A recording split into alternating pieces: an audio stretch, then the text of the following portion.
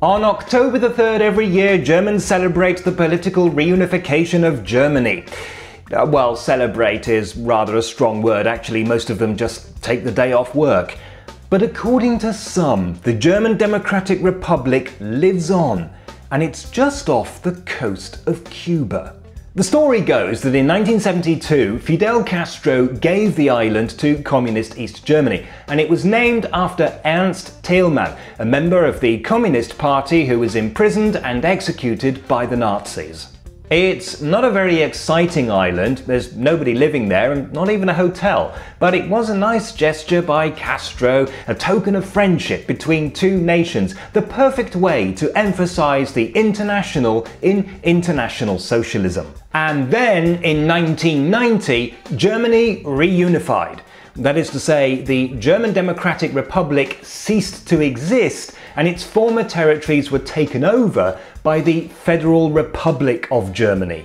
The treaty that was signed to bring this about didn't mention Ernst Thälmann Island, and so thanks to that oversight, Ernst Thälmann Island is still part of East Germany, and that means that East Germany still exists. It's even currently at war with the Republic of Molossia. Since no peace treaty was signed before reunification, and since the island is uninhabited, there is no way to end the war.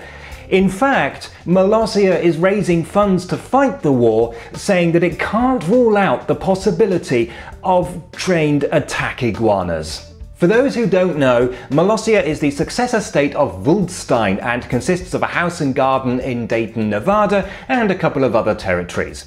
It was actually Wildstein that declared war on East Germany, but apparently nobody can remember why. So there it is, the German Democratic Republic still exists and it's in a state of war.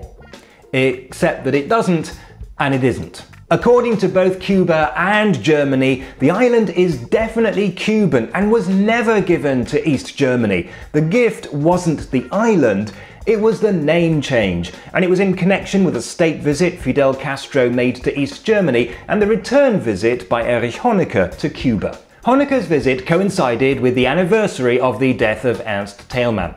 While Honecker was there, he unveiled a bust of Thälmann, considered in East Germany to be a famous martyr to the communist cause. In 2001, a current affairs website mentioned the island and claimed that because it had been given to East Germany, it was now German territory. The detail that it wasn't mentioned in the reunification treaty was added to the story later, and that's how we got to where we are now. The report was hopelessly inaccurate and apparently irritated the Cuban authorities. Both Cuba and Germany were forced to release statements saying that the island is, and always has been, Cuban. The myth goes back even further though.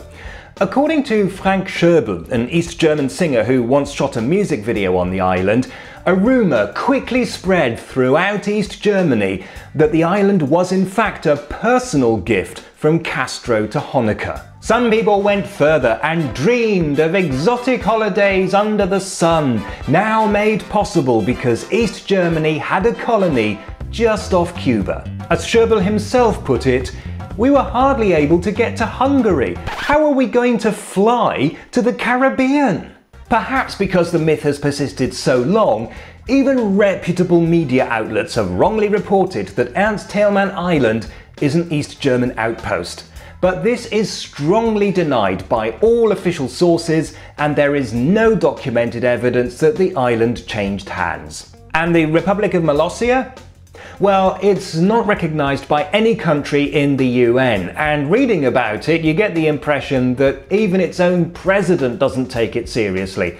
I mean, he claims 130,000 square kilometres of Venus and believes in trained attack iguanas. I mean, this is a joke, surely. Thanks for watching. If you'd like to send me a postcard, here's the address. And don't forget to visit my website and follow me on Twitter and Facebook. Also, if you'd like access to special bonus content and help with the costs of running this channel, please consider making a small monthly donation on Patreon.